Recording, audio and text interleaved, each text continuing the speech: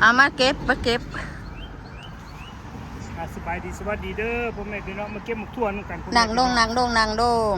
เก็บหัวข้าวกันให้นางเดี๋ยวเอาขวดมันออกเด้อเพิ่นมาเก็บบักถั่วตุนที่พ่อแม่พี่น้อง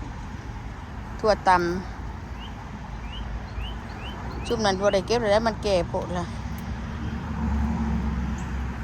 บ่ได้มาเบิ่งมื้อนึงก็โอ้ยพี่น้องเอ้ยเนาะตัวนี้ได้เอาไว้เอาแนวบ่เอาไว้ได้ชุบขาวๆเดี๋ยวมันบ่ได้แล้วอันนั้นนะเอาตัวพอดีตำเลยบ่เอาตัวแก่น้องเบิ่งนู่นนี่เบิ่งเด้อสิแทกเบิ่งแขนเก็บเอาตีเก็บกลับไปตีอันนี้ตัวยูรุมมันพุทธามากับน้ำกันเด้อพ่อแม่พี่น้องเด้ออีกทีเด้ออันนี้พักยูรุมมันเลยนี่บ่พอดีบ่น้อยหรอกน้อยเอามาหมักใหญ่ได้เอามาหมักผักพอดี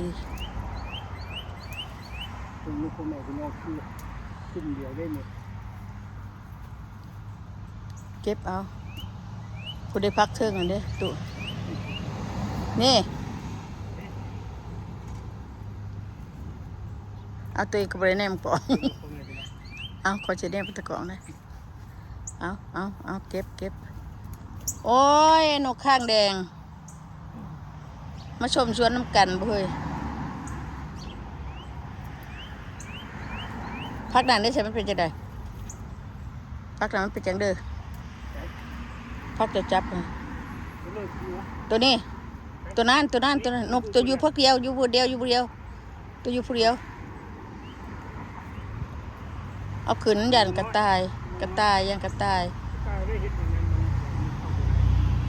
บ่ยันมันเข้ามาแบบพี่โอ้ยเหยียบบักเด่นเขาได้พอเท้าบ่เอาหน่วยมันดีๆนี่พี่เฮ้ยทั้งปลาก็เอาใส่ไปซะเอาใส่กระตาไปก่อนหิวไปตัวนั้นทั้งในก็มีได้พี่สาวอันนี้มันทั่วขาวเด้อพ่อแม่พี่น้องทั่วข้าวพอดอันนี้นะขนาดว่าแบบทั่วข้าวพอดอันนี้นะข้าวใหญ่มันกระบอกบ่แก่อันนี้นะตำแซ่บนวลดีเวลาเด็ดต้องควันมันเด้อพ่อแม่พี่น้องมันสิออกอีกเห็นบ่แคบหัวนะมันมีอยู่ระบังใหม่ทางตาเอามันเบิดได้เหงามันเด้สาวระบังใหม่ทางตาโอ้ยคือบ่หยาดในพ่อเฒ่า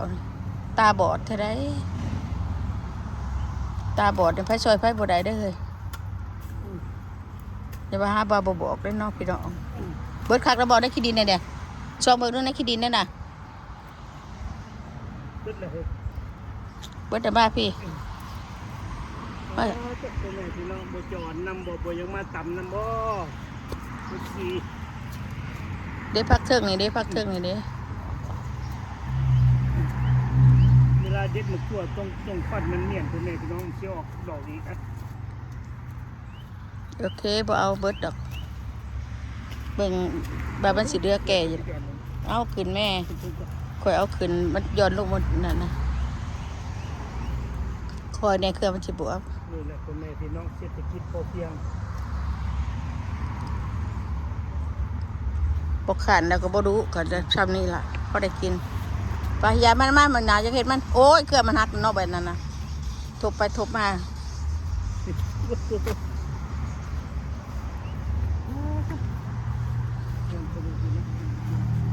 ขน่อยในห้องน้ำเดือดได้ตู่นี่กันแล้วเขามาชวนเราเหยียบหะไปเบิดของปลูกไว้ทั้งนั้นอย่าเอาพักมันโบกกับเอาเดี๋ยวผมตัวแรกเอาไว้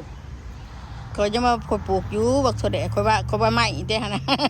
เขาเฮ็ดอยู่เขาว่าใหม่เขาว่าบักถั่วแดงยังเด้บักถั่วซิปโปนะมันมีเครือเดียวหนึ่งเนาะโอ้ไม่กะคนปนกันนะคนยกใส่ถังนั่นนะกะมาปลูกเป็นสันบ่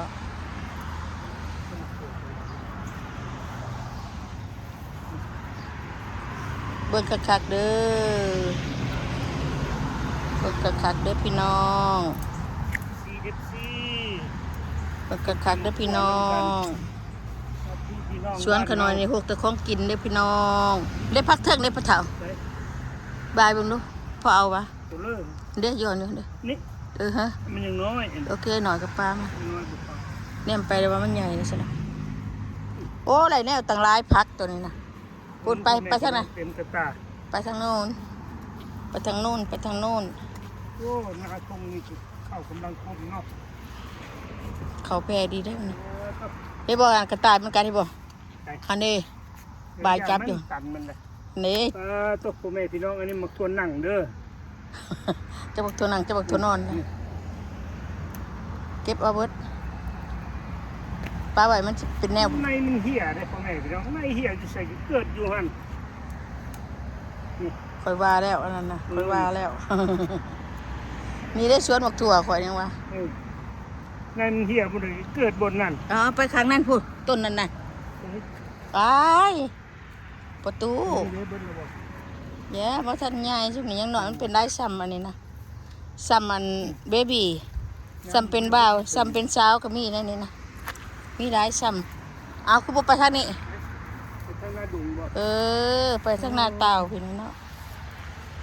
ทางหน้าสาวเฮาปีแล้วบ่เหยียบบ่หยาบ ตัวนี้มันยังขึ้นอยู่ได้เฮ็ดเอาบ่ยังอันนั้นอยู่ยังน้อยอยู่เด้อ บ่ก็เบิ่งหน่วยมันใหญ่เด้ตัวอ้าวบ่เป็นเพิ่นเหยียบอันนี้มุดลงนี่บ่ได้นะโอ้พ่อเฒ่า แปดบ่บ่ยาวหัวมัน ยาหัวได้บ่นี่เบิ่งไว้หน่อยได้ใหญ่เด้อเฮ้ยเด้อพี่น้องนี่เด้อเฮ้ยพักนี่เฒ่านี่พักนี่ก็เอาไหลแต่ว่านี่ กันหมู่กันคู่กินน้ำ เอ้านี่พักนี่ก็เอาไหล ก็ได้ตำก็ได้แบ่งกันตำ ตามผู้ระเทือนี่แหละเพิ่นบ่ทันเป็นลายพี่น้องเอ้ย เป็นลายพวก ได้พักนั่นก็เอาได้พักนั่นก็เอาได้มันกำลัง ตัวนี้เลยใครบ่ เดี๋ยวแต่ ใครเนาะ เพื่อสิถาม ฮะ ครั้งแรกเด้อพี่น้องอันนี้กินตำนี่นะ ครั้งแรกในชีวิตตัว เอ นี้ อ พี่ ไป น้อง มันว่าท่านได้มีหลายหรอกมีหลายอยู่แต่มันยังน้อยในนี้นะเห็นบอกมันยังน้อยเห็นได้อยู่ดอกมันยังน้อยเชิญชนอยู่นะไปเบิ่งดูสวนอันหน้าทงเจ้าหน้าแคมบ้านหน้าแคมบ้านจะได้ว่าจังได้ พ่อแม่พี่น้องเต็มกระตาผู้ดีต่ำเลย หน้าแคมบ้านจะได้ บ่มีวะ หน้าบ้านตัวนี้ยังบ่ทันได้ให้พักอยู่ จะบอกเอาบักจะสิตำจะบักเด่นวะ ตัดแบ่งพักนะ จะคือบักเก็บบักเด่นเจ้า ยังน้อยยังน้อยอันนี้มันทั่วแดงด้วยพ่อแม่พี่น้องมันเป็นหลาย ได้แล้วแถวนี้มันอันนั้นดันบักทั่วนี่มันเป็นแบบนี้อันใดละเอ้า เลย มันอยากเป็นในไว้เอาบ่บักเด่นเจ้า เอา เอาไหมพ่นเอาบักเด่นไปเอาบักเด่นก่อนกายบักเด่นมาเลยเก็บเท่าไรเท่านี้แหละเพราะได้กินเนี่ยบ่ไปมาคำคายเด็กดอกพี่น้องเพราะได้เก็บกินเก็บเสาเก็บแรงนี่แหละ เก่งๆเนอะสุดยอด เอาเป็นเครืออันนั้นกระรกเนื้อด่ะนี่ได้หน่อยชุกพอพี่หน่อยชุกเดี๋ยวหน่อยมันได้เลยเอาหน่อยมันชุก ก็ได้กินก็ได้อยากพ่อแม่พี่น้อง ไปพอละใจร้าย เศรษฐกิจพอเพียง พอแล้ว ทุกอย่างเนี้ยมันกินอยู่นี่ กับบ่หูแล้วช่วงอย่างเงี้ยกระยามันนับไปนะ เนี่ยเอาก่อนนะแค่มันกินกัน ข่อยตีเอานี้ไปจะข้าวนั่นพอ โอ้มันกินหินมึงพ่อแม่พี่น้องตาลมึงพ่อแม่พี่น้องว่าตุงช้างอันนี้มันกินอยู่เลยมันตั้งมากินหินอันนี้แหละตาโดยเฉพาะหน่อยเนาะ อันเดบักสัวแดงคืออันนะฮะมันเกิดเดือเบี้ยมันอยู่ห่ะก็ป้าไปเลย มันจะมีกินเลยแค่บอก ยังยัง เทคโนโลยี บ่ทันได้หลายแล้วไปเรื่อยๆไปหาเลาะแถวหน้าดงหน้าทงจ้ะพอ มาตรการทะเลาะในเดือนบ้านนั่นแหละพ่อแม่พี่น้องมาตลาดประจำ ตูนี่เราหาความสุขแบบนี้ได้ เพิ่งเดียวเสงแงะพักเสงแงะออกเลยเด้อพ่อแม่พี่น้องเด็กเห็นบ่ ทั้งนี่สิเอาเขาในหลานบ่ทันได้แนว ถังนี้ก็ออกหลายนะเส้นถัง ของป่าเงินออกแล้วปลูกตะบ่ป่าก็ค่อยออกหลายเติบอยู่ ผู้ส่งข้าวมาเลย บ่แล้วบ่ทันนี่เด้นี่เด้เขาค่อยออกหลายอยู่ นี่